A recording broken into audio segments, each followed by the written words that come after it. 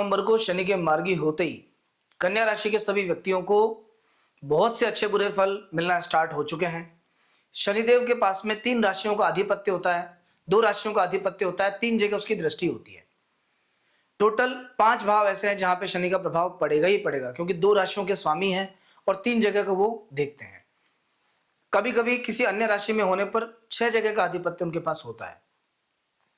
आपकी राशि के अनुसार जो कन्या राशि होती है, उनके कुंडली में या उनके अनुसार 5th और 6 ये 2 भाव विशेष प्रभावित होते हैं। मतलब कन्या राशि वाले व्यक्तियों के लिए 5वां घर होता है शिक्षा का, संतान का, आकस्मिक धन लाभ का, मैनेजमेंट का। ये सब चीजें शनिदेव निर्धारित करते हैं। रोग, ऋण और शत्रु ये कैसा रहेगा, क्या रहेगा, कंपटीशन में सफलता मिलेगी नहीं मिलेगी, ये सब भी शनिदेव के अधीन होता है। इन दोनों चीजों को शनिदेव रिप्रेजेंट करते हैं। अभी जैसे ही शनिदेव मार्गी हुए हैं उसके बाद से बहुत से फल आपको मिलने स्टार्ट हो जाएंगे, दिखने स्टार्ट हो जाएंगे। 15 दिसंबर तक प्रॉपरली आप इन फलों को महसूस करना शुरू कर देंगे। सर्वप्रथम जो बात हमने यहाँ लिखी है कि गुप्त शत्रुओं से सावधान रहें, ये ध्यान रखना। हालांकि आपके 6ठ भाव में राहु विराजमान है, शत्रु हंता योग बनाते हैं। शत्रु नुकसान पहुंचाने का प्रयास करेंगे, पहुंचा नहीं पाएंगे। लेकिन 6ठ भाव के स्वामी 7म भाव में आ चुके हैं, शनिदेव पहले से विराजमान है। और यहां बैठ करके शनि क्या करते हैं, पार्टनर्स के साथ में दिक्कत क्रिएट करते हैं। और कभी कभी व्यापार में शत्रुओं से व्यक्ति परेशान होता है, कोई पेनल्टी आ सकती है, सरकार कोई नियम ऐसे निकाल सकती है कि जिससे हम परेशान हो जाएं। कुछ लोग पीठ पीछे हमें नुकसान पहुंचा सकते हैं, अनावश्यक कॉम्पिटिटर क्रिएट हो सकते हैं। और या फिर आपके व्यापार व्यवसाय में या दाम्पत्य जीवन में कुछ लोग इतना प्रॉब्लम क्रिएट कर सकते हैं पास में रहते हुए कि आपको पता भी नहीं चलेगा। तब सबसे पहले आपको इस तरह के लोगों से विशेष सावधानी बरतनी पड़ेगी अब आने वाले समय के अंदर। और क्या क्या फल आपको मिलेंगे इसकी चर्चा हम कर रहे हैं, लेकिन पहले आपने अगर हमारा चैनल अभी तक सब्सक्राइब नहीं किया तो प्लीज आप सब्सक्राइब कर लीजिए।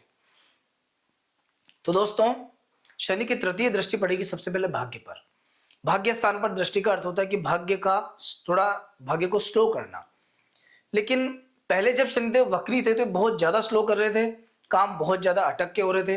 अब उसके कंपैरिजन में थोड़ा सा फास्ट होना स्टार्ट होंगे। ओवरऑल समस्या तो है, पर पहले जो परेशानी आपके सामने 100% थी, अभी वो केवल आपके सामने 50% रहेगी। तो ओवरऑल तो आप अच्छा फील करेंगे, थोड़ा सा सुधार आपको महसूस होगा। शनि की 7म दृष्टि है लग्न पर।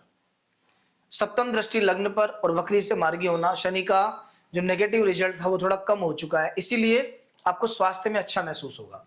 पहले के कंपैरिजन में वर्किंग कैपेसिटी बढ़ेगी, आलस्य थोड़ा सा कम होगा, नई प्लानिंग्स बनेगी और प्लानिंग्स पे आप काम भी करेंगे, कुछ हद तक उसमें सफल भी होंगे। 10म दृष्टि पड़ती है 4th भाव पर, और यहां जो दृष्टि पड़ती है ये माता के स्वास्थ्य को बिगाड़ती है। यहां बृहस्पति की राशि है, बृहस्पति और शनिदेव में कोई मित्रता नहीं है। इवन जब शनि और बृहस्पति एक साथ एक जगह मिल जाते हैं तो उसे गुरु चांडाल योग कहते हैं। ऐसा व्यक्ति पथभ्रष्ट हो सकता है, अचानक नुकसान हो सकता है, बड़े लोगों से दुश्मनी होती है और कभी कभी मान सम्मान की भी हानि हो जाती है। तो जब बृहस्पति की राशि पर शनि की दृष्टि पड़ेगी तब भी कुछ कुछ ऐसे फल मिलेंगे आपको। और स्पेशली ये जो दृष्टि पड़ रही है 4th भाव पर। इस भाव पे दृष्टि का अर्थ है कि माँ के स्वास्थ्य का ध्यान रखना। अगर आप कोई जमीन मकान प्रॉपर्टी लेने का विचार कर रहे हो, सोच समझ के संभल के आप उसको लेना, लापरवाही मत करना। डॉक्यूमेंट्स प्रॉपर चेक कर लेना। आपकी किसी प्रॉपर्टी को लेकर विवाद भी हो सकता है। हालांकि जमीन खरीदने के योग बनेंगे और वो जरूर बनेंगे। क्यों बनेंगे? क्योंकि बृहस्पति अपने घर को पूर्ण दृष्टि से देख रहे हैं और बृहस्पति वक्री हो चुके हैं बस अब इस 5 तारीख से। तो जैसे ही बृहस्पति का इफेक्ट 4th भाव पे आएगा तो जमीन मकान प्रॉपर्टी खरीदने का योग बनेगा। लेकिन ध्यान रखना शनि की दृष्टि भी साथ में है, इसीलिए बहुत सोच समझ के लेना। डॉक्यूमेंट्स प्रॉपर चेक करना, पड़ोसी से कोई विवाद नहीं हो, चैन डॉक्यूमेंट सब कंप्लीट हो, या किसी तरह का धोखा आपके साथ नहीं हो जाए कि आपने कुछ पैसे दे दिए, पता चला आगे आपके हाथ में चीज नहीं आ पा रही है। यहां सावधानी बरतना। ओवरऑल इस शनि के 2 भावों पर बहुत अच्छे फल मिल रहे हैं, केवल एक 4th भाव में नेगेटिव फल आपको मिलेंगे जो मैंने आपको बताया। अगर आपको थोड़ा सा भी ऐसा लगता है कि अभी मदर का स्वास्थ्य खराब चल रहा है, माता जी को कुछ शारीरिक कष्ट है, पीड़ा है, 2 काम करना आप चालू कर दीजिए। पहला अपनी माताजी से कहिए कि प्रतिदिन 1 रोटी गाय को खिलाना शुरू कर दें। और दूसरा, शनिवार के दिन एक व्यक्ति का भोजन एक्स्ट्रा बनाइए, या कम से कम 3-4 रोटियां बना के किसी गरीब व्यक्ति को देना स्टार्ट कर दो, या जानवरों को किसी भी रूप में आप डाल सकते हो। संध्या के समय मंदिर में या अपने घर में सरसों के तेल का या तिल के तेल का एक दीपक अगर आप जला दो और साथ में वहीं खड़े होकर हनुमान चालीसा का पाठ कर लो, तो शनि और मंगल के जितने भी अशुभ फल हैं वो सभी नष्ट हो जाते हैं, बल्कि हनुमान भक्त पे शनिदेव विशेष प्रसन्न होते हैं।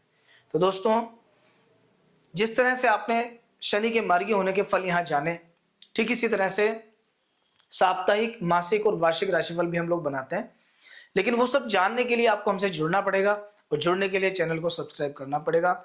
जल्दी से कर लीजिए, जिससे हम आगे भी आपके साथ इसी तरह से जुड़े रह सकें और इसी तरह से आप हमारे नए नए वीडियोस देख सकें।